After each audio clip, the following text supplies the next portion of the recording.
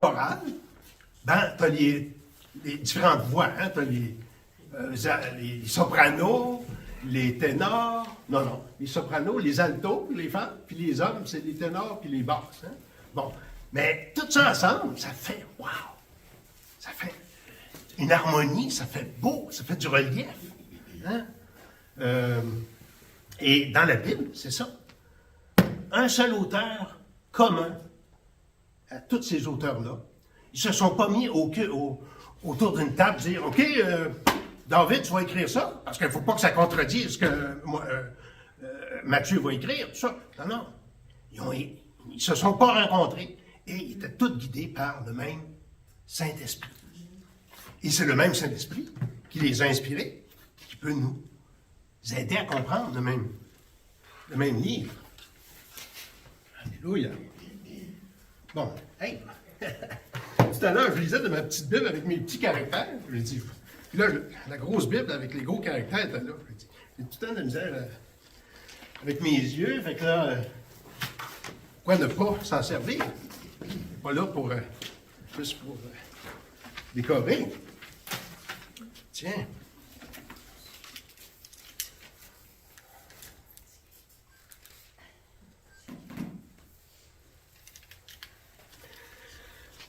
Troisième dimanche de l'Avent.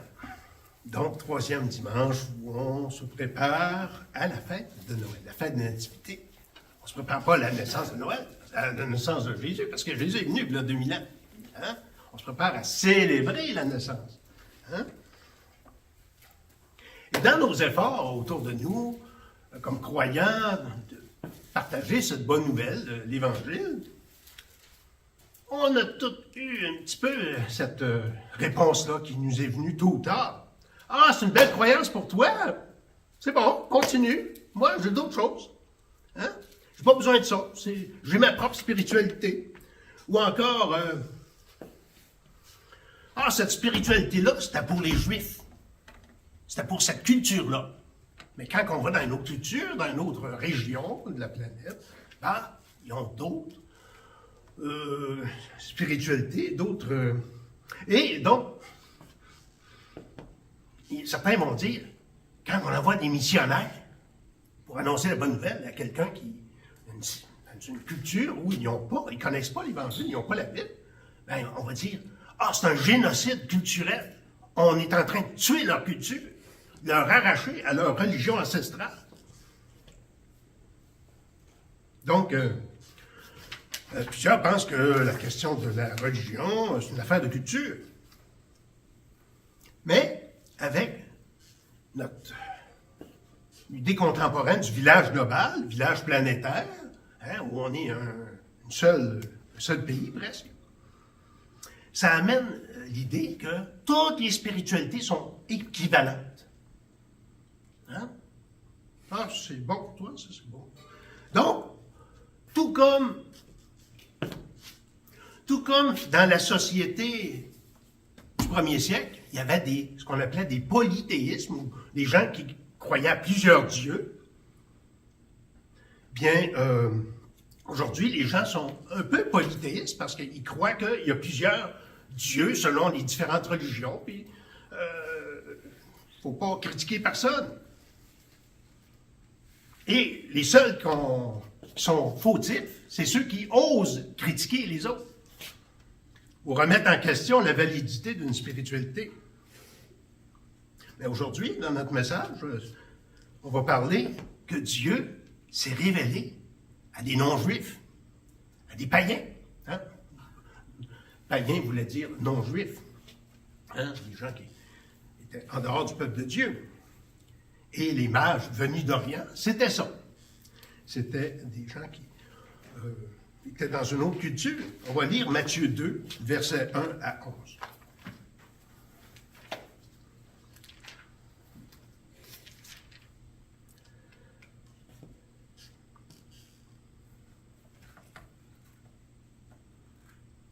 Jésus étant né à Bethléem, en Judée, au temps du roi Hérode, voici des mages d'Orient arrivèrent à Jérusalem. Et ils dirent, où est le roi des Juifs qui vient de naître? Car nous avons vu son étoile en Orient, et nous sommes venus pour l'adorer. le roi Hérode, ayant appris cela, fut troublé, et tout Jérusalem avec lui. Il assembla tous les principaux sacrificateurs et les scribes du peuple, et il s'informa auprès d'eux où devait naître le Christ.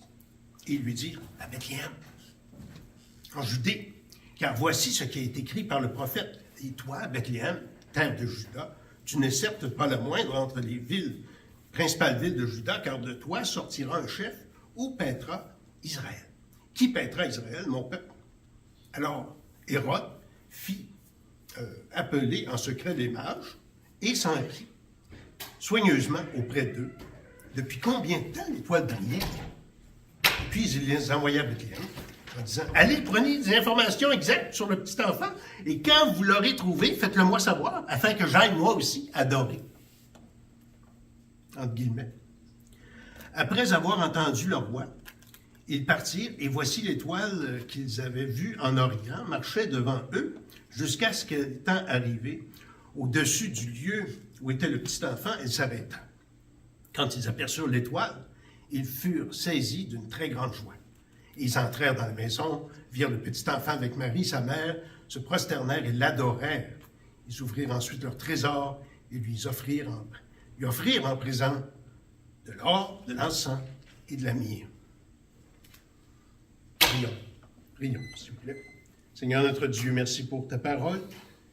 Merci pour cet autre élément du récit de la Nativité qui nous montre l'universalité du salut. Comment tu étends ta bonne nouvelle à toutes les nations, Seigneur. Merci. Aide-nous à comprendre ces choses et à les appliquer à nos vies aussi. Au nom de Jésus. Amen. On va voir trois choses aujourd'hui dans ce texte, que Jésus a été le prince annoncé chez les païens. Il a été le prince annoncé dans l'Écriture. Et, troisièmement, il a été le prince honoré par les païens. Premièrement, annoncé chez les païens. Matthieu vient de relater, là, au chapitre 1 qu'on a vu la semaine passée, cette semaine, la naissance de Jésus en moins de détails que l'a fait Luc, mais quand même avec des points très importants. Et il va rattacher ce qu'il va dire concernant l'action rédemptive de Dieu, l'action de salut que Dieu veut accomplir en Jésus-Christ. Il va rattacher cela à ce qui vient d'être dit au chapitre 1, et on voit ça au verset 1, le lien qui fait. Jésus étant né, ils ont tout raconté la naissance au chapitre 1, mais là, Jésus étant né à Bethléem, en Judée, qu'est-ce qui est arrivé après sa naissance? Hein? Il est né à Bethléem en Judée. Mais pourquoi Bethléem? Pourquoi il n'est pas né à Nazareth? Il a vécu à Nazareth, mais il n'est pas né à Nazareth. Bethléem veut dire, en hébreu, la maison du pain. La maison du pain. Et c'était aussi la ville de David, la ville du roi David, son ancêtre, le roi David. Et Jésus, plusieurs vont dire, fils de David, guéris-moi, fils de David, aie pitié de moi. Il reconnaissait que Jésus était l'héritier spirituel, l'héritier aussi, on le voit dans les généalogies, l'héritier de sang de Jésus, de David. Ouais. C'était la ville où la grand-mère de David, Ruth, qu'on voit dans le livre de Ruth, elle s'est établie là. Hein? Et c'était la ville donc, de David, le fils d'Isaïe. C'était une ville royale. Hein? C'était intimement lié, cette ville-là, Bethléem, à l'espérance du Messie, l'espérance de la venue du Messie. Donc Jésus est né dans un endroit qui était vraiment lié à la royauté, pas par hasard. Hein? Dieu a organisé les choses pour que ça arrive là. Et on va voir que ça accomplit aussi la prophétie de Michée, qu'on va lire tout à l'heure. Là, un autre intervenant, Hérode. Hérode. Qui était ce roi? C'était un roi sanguinaire. Il y a certains historiens qui le décrivent pas tellement de manière très positive. Hein? son nom c'est James Stalker, La vie de Jésus-Christ, et donne beaucoup de détails historiques sur la personne d'Hérode. Page 16, il dit « Ils se réunirent tous autour de son berceau pour adorer le Saint-Enfant. Les bergers avec leur admiration de Jean V, Siméon et Anne avec une révérence que rendait plus vive la sagesse et la piété des siècles accumulés, et les mages avec des dons somptueux de l'Orient et la connaissance du monde des païens. Mais pendant que ces vrais adorateurs le contemplent, voici apparaître le visage sinistre d'un meurtrier qui regarde par-dessus leurs épaules. Ah, donnez-moi les informations, on va aller adorer. Ouais. On sait ce qui va arriver, hein? Ce prince qui occupait alors le trône du pays, le trône de David, c'est celui des Maccabées, hein, c'est-à-dire les frères Maccabées qui ont voulu faire une révolution quelques siècles avant Jésus, n'était qu'un usurpateur étranger de basse extraction. Il était capable, ambitieux, magnifique, mais avec une âme cruelle, basse, ténébreuse. Il s'était rendu coupable de tous les crimes. Il avait baigné son palais dans le sang, assassinant sa femme favorite, 3 de ses fils et nombre de ses parents. Maintenant, il était vieux, il était torturé par la maladie, puis par le remords, hein? Le sentiment de son impopularité et une terreur maladive de tout prétendant possible à ce trône. Donc, il ne voulait pas personne de qui que ce soit, même de sa famille, qui devienne qui le détrône comme un roi, qui prenne sa place. Et c'est ça qui est arrivé. En fait, il s'est arrangé pour que ça n'arrive pas. Et il dit, au verset 1, « Voici des mages d'Orient arrivés à Jérusalem, et dire, où est le roi des Juifs qui vient de naître? Car nous avons vu son étoile en Orient, et nous sommes venus pour l'adorer. » Les mages, qui étaient ces mages? Les mages venus d'Orient, probablement de la Perse. La classe des mages en Perse était composée de devins, hein, les devins. Je ne sais pas si vous avez déjà vu Astérix, c'est le devin. Quelqu'un qui avait des talents de deviner l'avenir, hein, puis il lisait dans les poissons, dans toutes sortes de moyens qu'il y avait pour lire l'avenir, là. Bon, mais eux avaient des pouvoirs pour deviner l'avenir, hein. Les devins, donc, pratiquaient la divination et, pratiquaient l'astrologie aussi. Donc, ils regardaient les astres. Puis quand il y avait quelque chose d'inhabituel dans le ciel, par exemple, une étoile qui apparaît, qui n'était pas là avant, ben, ça voulait dire qu'il y a quoi qui va se passer sur la Terre, là, de différent. Donc, Stalker, encore, page 15, il décrit un petit peu cela, ces mages-là. Il dit, Tacite, Suétone et Joseph, donc Flavius Joseph, qui était l'historien du temps de Jésus, ils nous disent que dans les régions d'où ils venaient, se manifestait alors une grande attente pour un grand roi qui devait apparaître en Juda. Donc, c'est très loin. C'est des gens qui,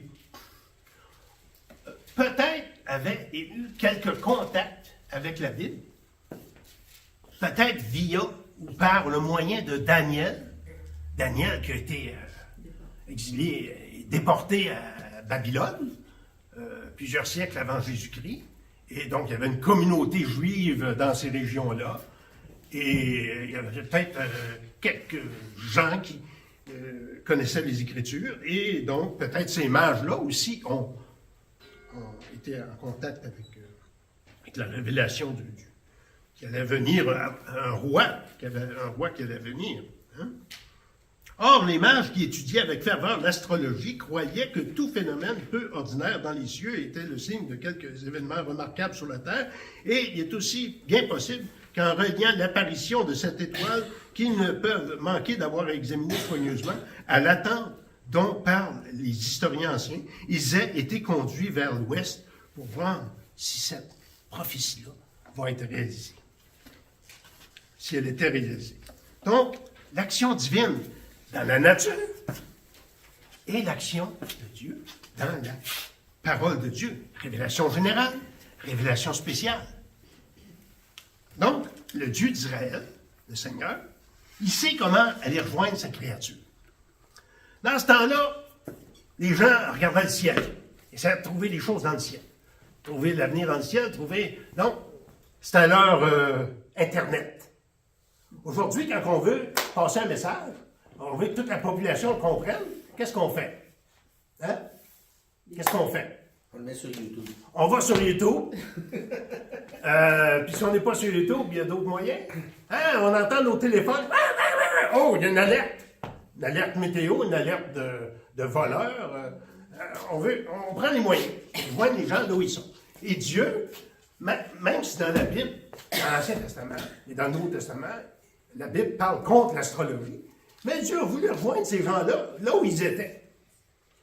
Fait qu'ils étaient pas devant leur TV, mais ils étaient devant les étoiles. Et Dieu a dit, hey, il y a une bonne nouvelle, il y a un Messie qui s'en vient. Et, OK, on y va.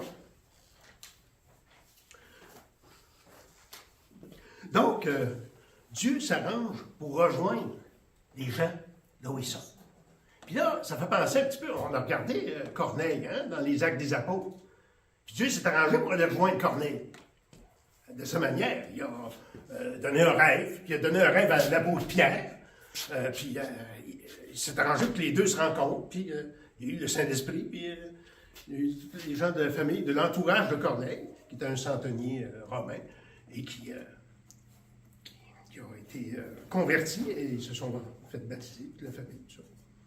Acte 11, 5 à 14.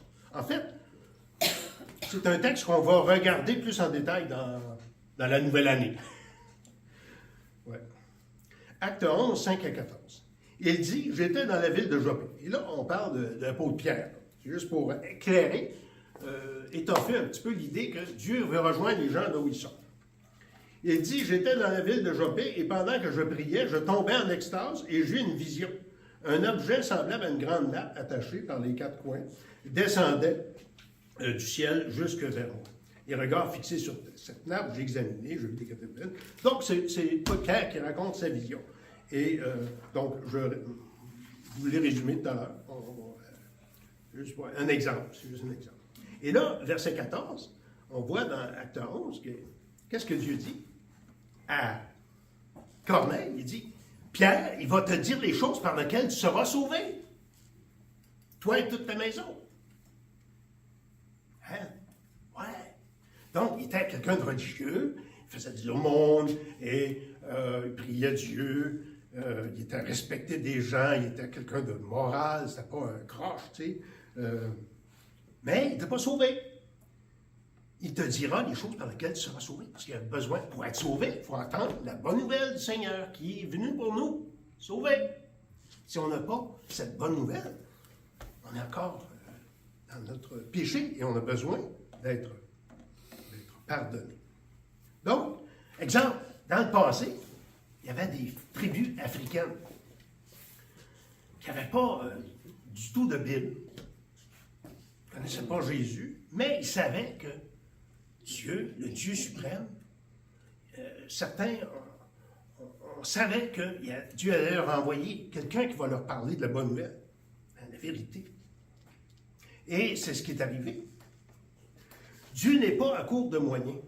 Lorsqu'il a décrété, lorsqu'il a planifié Dieu de sauver quelqu'un, hein, de le faire amener à la vie spirituelle avec Jésus, que le moment est arrivé, il va prendre les moyens de rejoindre cette personne-là en respectant l'intégrité de sa compréhension des choses.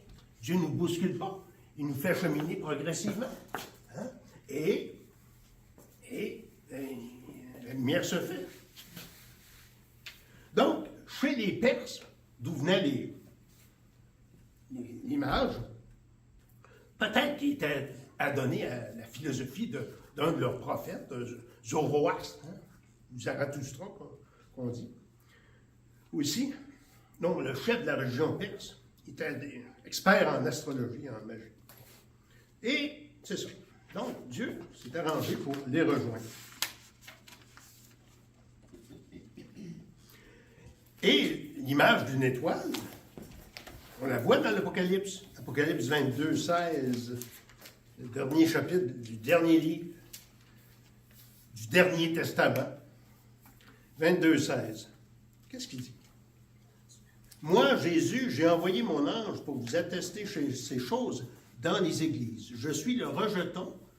Jésus se décrit. Hein? Je suis le rejeton et la postérité de David, l'étoile brillante du matin. Jésus se décrit comme l'étoile brillante du matin. Apparemment que le matin, quand on se lève, il y a quelques astres qui sont plus brillants que d'autres. Hein? Certains disent c'est Mars ou Vénus. Bon, on dit c'est des étoiles, mais bon, c'est des planètes. En tout cas, Jésus se décrit comme étant l'étoile brillante du matin. Hein?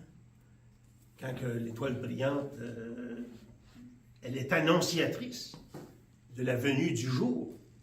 Et Jésus est l'étoile brillante du matin, dans le sens qu'il est annonciateur, dans le sens qu'il est le message lui-même, il est le Messie.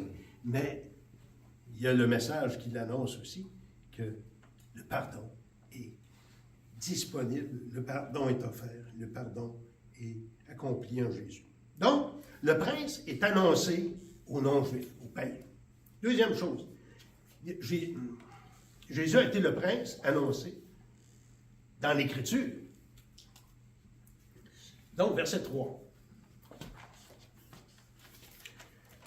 Le roi Hérode, ayant appris cela, fut troublé, et tout Jérusalem avec lui. Il assembla tous les principaux sacrificateurs, autrement dit les grands prêtres, et les scribes du peuple, et il s'informa auprès d'eux où devait naître le Messie, le Christ. Hérode, il se sentait menacé. Hein? Quand on travaille dans un endroit, puis là, il y a quelqu'un qui arrive, un petit nouveau, plein de diplômes, plus de diplômes que nous, puis il semble mieux faire les choses que nous, on se sent un peu menacé. Mais si on fait bien notre travail, on fait tout ce qu'on peut, on se sent moins menacé. Hein? Ben, Hérode se sentait menacé. C'était un tueur, c'était un malfaiteur, dans le sens, c'était un empereur qui était pas exemplaire. Donc, il avait peur de se faire détrôner par n'importe qui, et là, par le roi qui vient de naître. Ben, on va voir que Jésus, son royaume n'est pas de ce monde. Hein?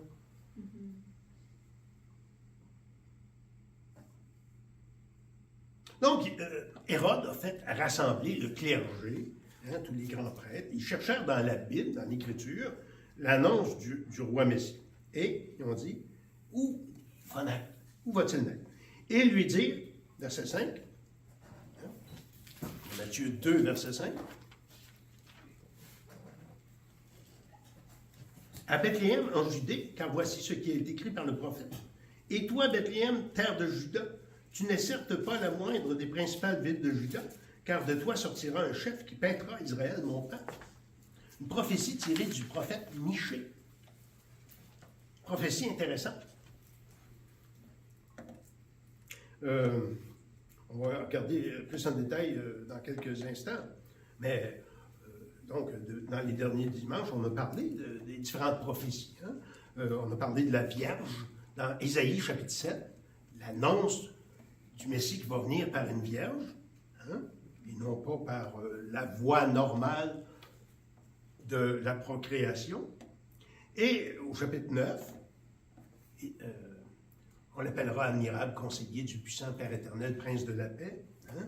Donc, il va s'appeler prince de la paix.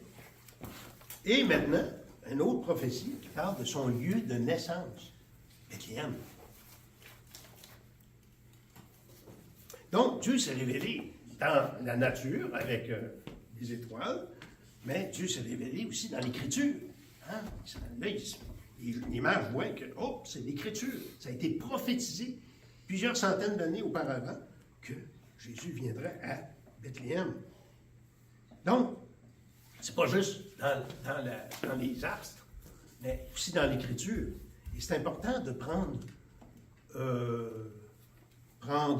note, de tenir compte de l'Écriture pour connaître le Seigneur. Hein? Dieu se révèle dans la nature, mais c'est insuffisant. C'est comme un tremplin pour aller plus profondément pour des détails sur notre situation en tant qu'être humain, tant que pécheur. Et qu'est-ce que Dieu a fait pour régler cette question-là? C'est en Jésus. Donc, dans Ésaïe 8, 20, ça dit « À la loi et au témoignage, si on ne parle pas ainsi, il n'y aura point d'aurore pour le peuple. Hein? Sola scriptura, comme disaient les réformateurs, l'écriture seule. Et encore aujourd'hui, Dieu se sert d'événements, de circonstances, dans la révélation générale, dans la création, pour enclencher notre réflexion. Mais c'est la révélation de l'Écriture, la révélation spéciale, qui est déterminante et qui vient nous donner l'élément déterminant, l'élément important qui vient mettre en nous cette connaissance à salut de Jésus. Donc, Hérode a été celui qui a rassemblé ce clergé juif pour rechercher dans l'Écriture. Mais en bout de compte, les mages en ont bénéficié. Et même si Hérode a dit aller pour l'adorer, il y avait un autre stratagème derrière la tête. Donc, la prophétie de Michée 5, 1 et 2. Et toi, Bethléem, Ephrata, petite entre les milieux de Juda, de toi sortira pour moi celui qui dominera sur Israël et dont l'origine remonte aux temps anciens, au jour de l'éternité. C'est pourquoi il les livrera jusqu'au temps où enfantera celle qui doit enfanter. Et le reste de ses frères reviendra auprès des enfants d'Israël. Donc, Matthieu, dans l'Évangile au chapitre 2, ne cite pas tout ce passage, mais c'est beau de voir le contexte. Verset 3. Il se présentera, il gouvernera avec la force de l'Éternel, avec la majesté du nom de l'Éternel, son Dieu. Et ils auront une demeure assurée, car il sera glorifié jusqu'aux extrémités de la terre.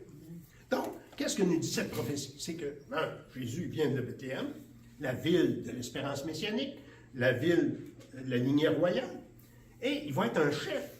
Donc, il va être un prince, un leader souverain. Hein? Et aussi, il est préexistant. Ça veut dire qu'avant d'être sur terre, il était dans le ciel. Hein? Son origine remonte au jour de l'éternité. Une façon de, non pas parler d'un départ d'existence, parce qu'il est éternel, comme son Père, comme le Saint-Esprit, co-éternel, mais on parle de son départ, une façon de parler, dans l'éternité passée. Et il va être berger, il va paître son peuple, diriger son peuple. Hein? Un berger, comme un berger dirige ses brebis pour leur bien. Satan ne peut pas rien contre les brebis du Seigneur. Jésus est celui qui les protège. Il va gouverner avec majesté. Hein? Quand on parle de gouverner, c'est pas comme un tyran. Hein? Jésus n'est pas en train de nous tirer par les cheveux dans notre vie chrétienne. Il prend les moyens de nous faire comprendre les choses et de nous faire aller plus loin. Donc, troisième chose, concernant ce Jésus, il a été le prince honoré par les païens. Hein? Versets 9 et 10 et 11. Après avoir entendu le roi, ils partirent. Et voici, l'étoile qu'ils avaient vue en Orient marchait devant eux jusqu'à ce qu'étant arrivée au-dessus du lieu où était le petit enfant, elle s'arrêta. Quand ils aperçurent l'étoile, ils furent saisis d'une très grande joie. Ils entrèrent dans la maison, virent le petit enfant avec Marie sa mère, se prosternèrent et l'adorèrent. Ils ouvrirent ensuite leur trésor et lui offrirent en présent l'or, l'encens et la myrrhe. Quel était le but de cette arrivée des mages? C'était pas de faire un recensement. Ah, on vient de voir là, un nouveau résident, là, on va écrire ça dans nos livres. Là. Non, non. Ils sont venus pour l'adorer. On a vu son étoile en Orient et nous sommes venus pour l'adorer. Hein? Il venait de loin, peut-être plusieurs jours de marche, ou peut-être jours de marche en chameau, hein? Ou avec des chevaux. Donc, sous la plume de Matthieu, c'était comme une boutade aux Juifs, parce que plusieurs ne reconnaissaient pas. Plusieurs ne reconnaîtront pas Jésus comme le Messie, mais eux, des gens qui n'étaient pas du peuple de l'Alliance, sont venus et ils l'ont reconnu, ils l'ont adoré. Dans Ésaïe 65, ça dit « J'ai été exaucé par ceux qui ne me demandaient rien. Je me suis laissé trouver par ceux qui ne me cherchaient pas. J'ai dit, me voici, à une nation qui ne s'appelait pas de mon nom. Hein? Dieu se révèle. On voit, même dans les psaumes, il y a une dimension internationale qui va se révéler progressivement quant au salut. Et on voit que graduellement, le salut va s'ouvrir à toutes les nations. Et notre fameux Hérode dit, venez m'informer afin que j'aille pour l'adorer. C'est quasiment comme la mafia, hein? La pègre. Les gens se rencontrent à l'église, puis ça se regarde, là, puis ça n'a pas l'air trop catholique. Ça n'a pas l'air trop beau, ce qui se manigance, là, une fois dans ces films-là. Hein? Mais ça reflète la réalité, je pense. Et notre fameux Hérode voulait faire d'autres choses. Hein? Mais concentrons-nous sur ce qui est positif dans ce texte-là. Le vrai modèle de la religion. Hein? Les mages étaient venus pour adorer. Et qu'est-ce qu'ils ont manifesté dans leur adoration? Ils ont manifesté de la joie. Hein? Voici l'étoile qu'ils avaient vue en Orient, marchait devant eux jusqu'à ce qu'elle était arrivée au-dessus du lieu où était le petit enfant et s'arrêta. Quand ils aperçurent l'étoile, ils furent saisis d'une très grande joie. Hey! On est arrivé! On est arrivé, puis on est à bonne porte, à bonne adresse.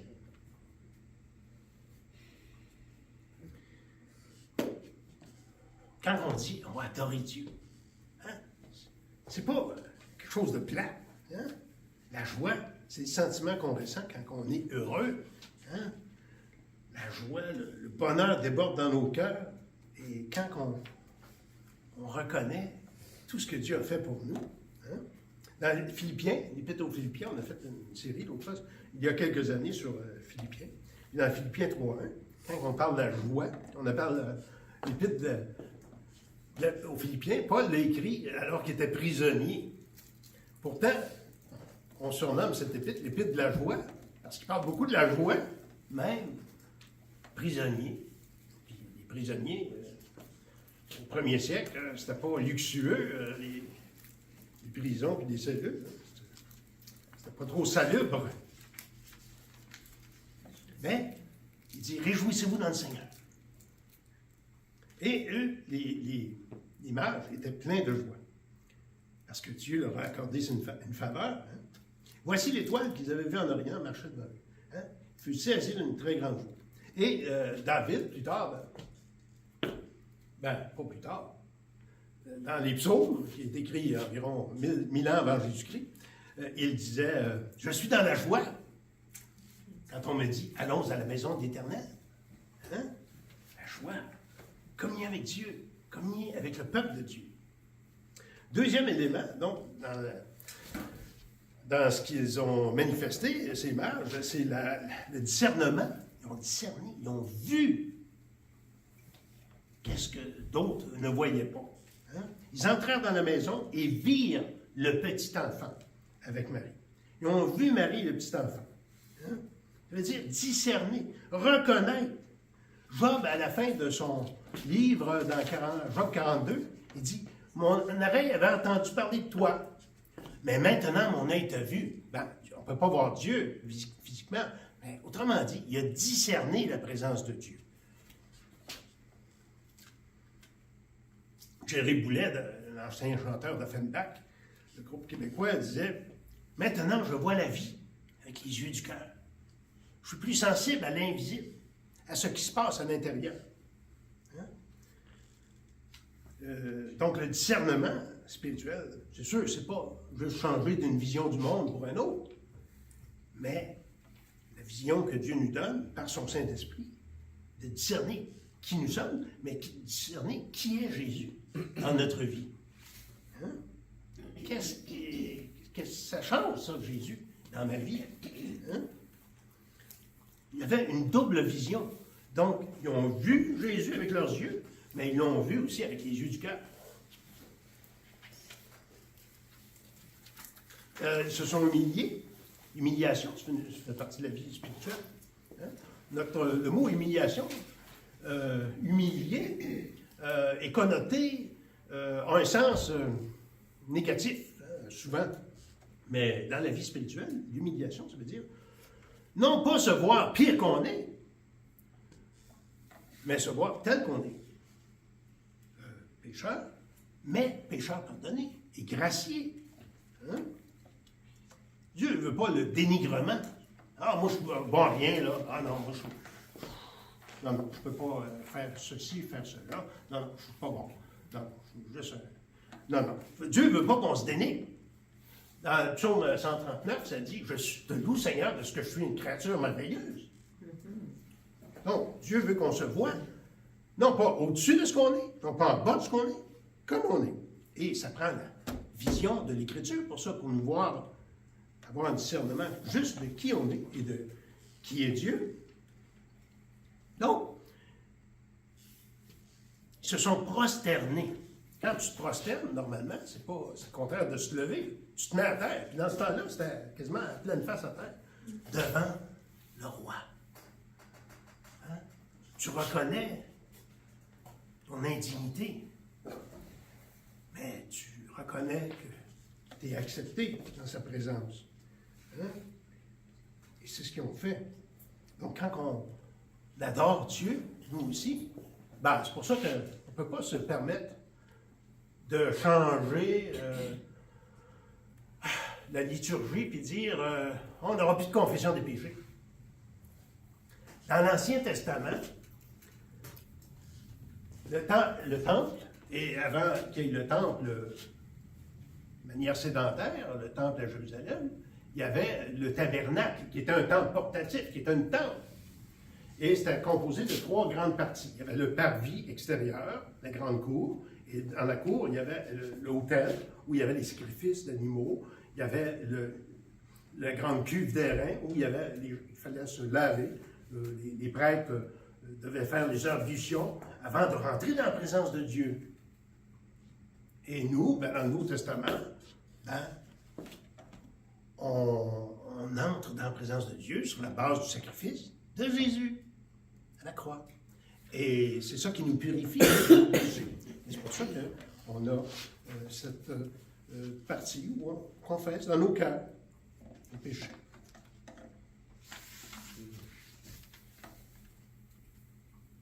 L'adoration. Ils ont adoré. L'adoration, c'est le respect profond qu'on a envers notre Créateur. Ben, dans notre langue française, et même en anglais,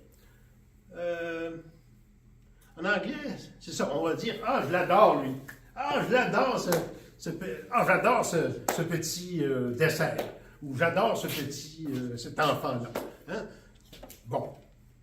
En anglais, ils font la différence entre « adore » and « worship ». On ne dira pas « I worship this dog ». I adore. Autrement dit, je l'aime beaucoup.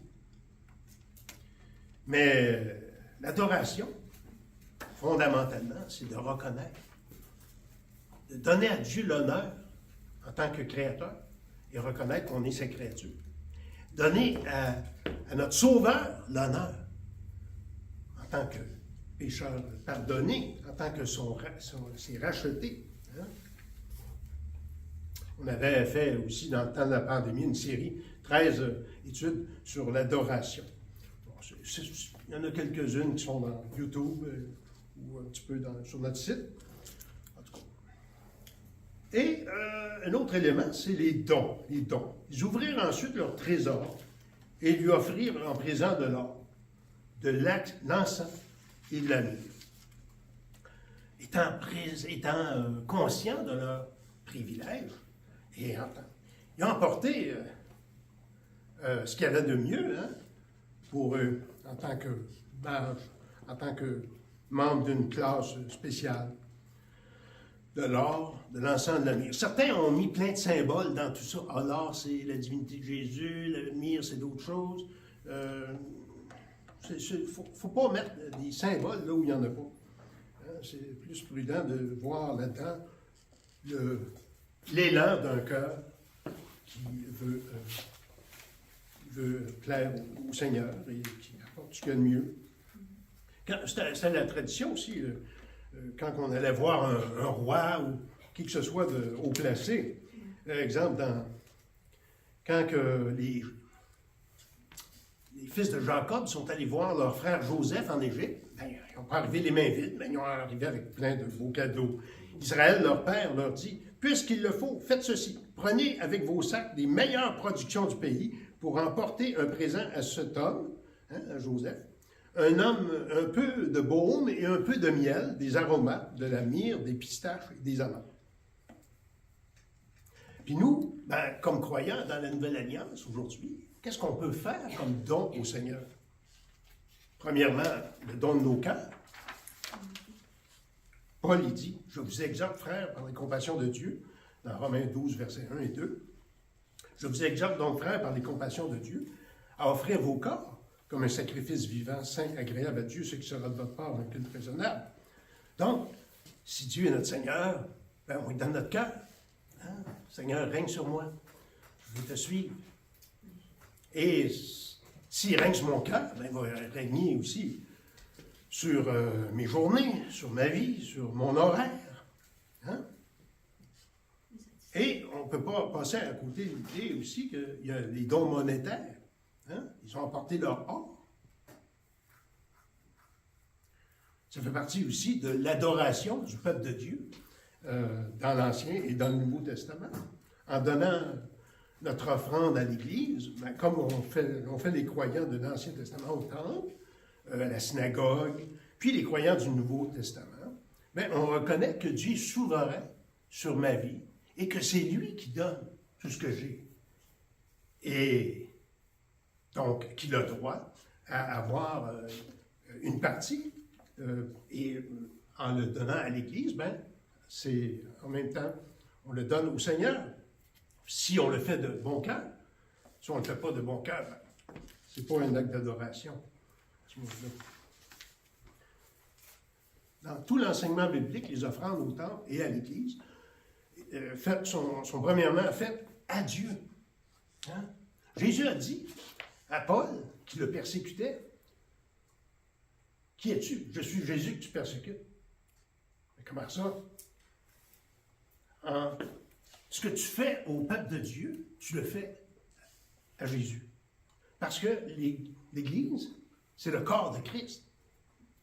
Jésus est la tête.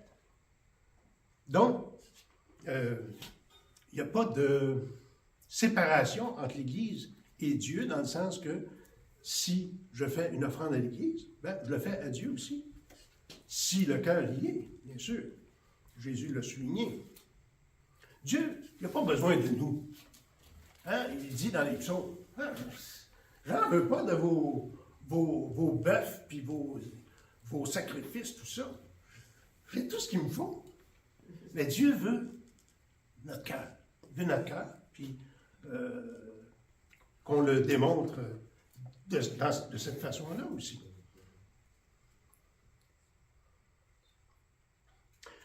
Dieu n'a pas besoin de nos offrandes, mais il nous donne le privilège de pouvoir collaborer avec lui à son œuvre de cette façon-là.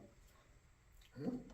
Un peu comme quand on demande à notre enfant de nous aider à faire telle chose. Peut-être que ça va aller 10 fois plus vite si je le fais moi-même tout seul, mais s'il y a un sentiment de fierté puis de proximité qui est communiqué, quand il y a une collaboration, même chose. Nous sommes collaborateurs avec Dieu à son œuvre.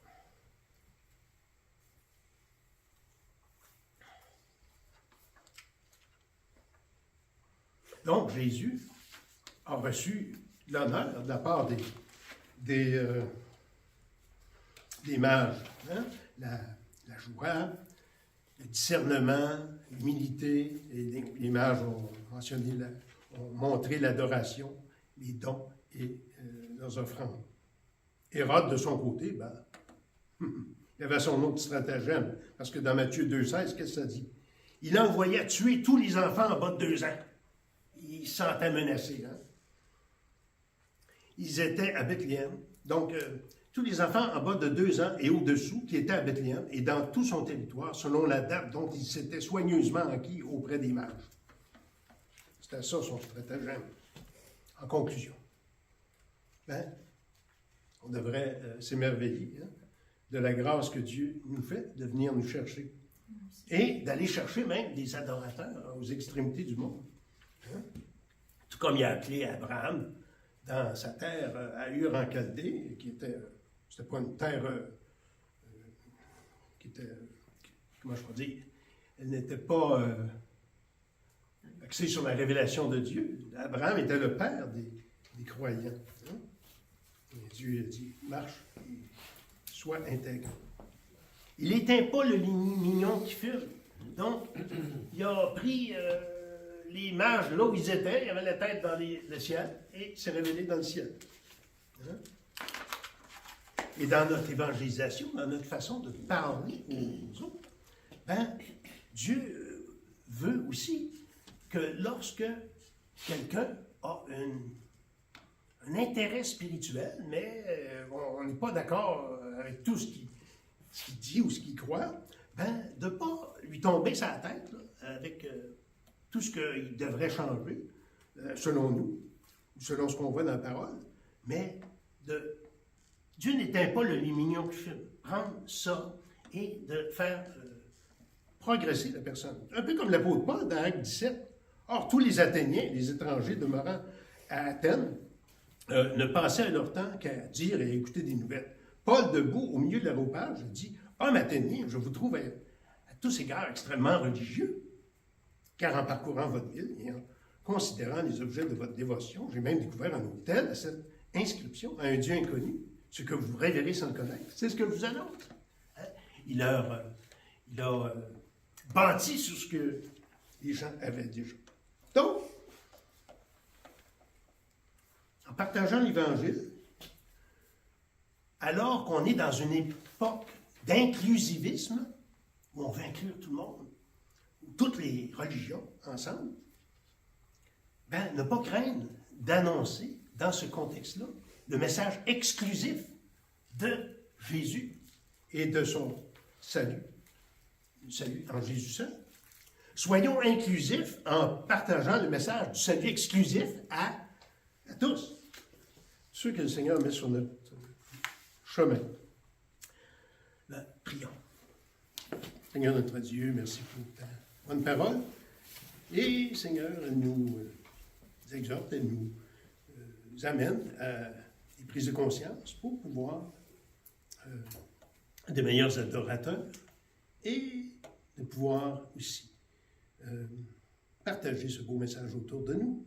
Guide-nous, Seigneur, à cet effet et aide-nous réfléchir à tout cela pour marcher plus près de toi. Au nom de Jésus. Amen.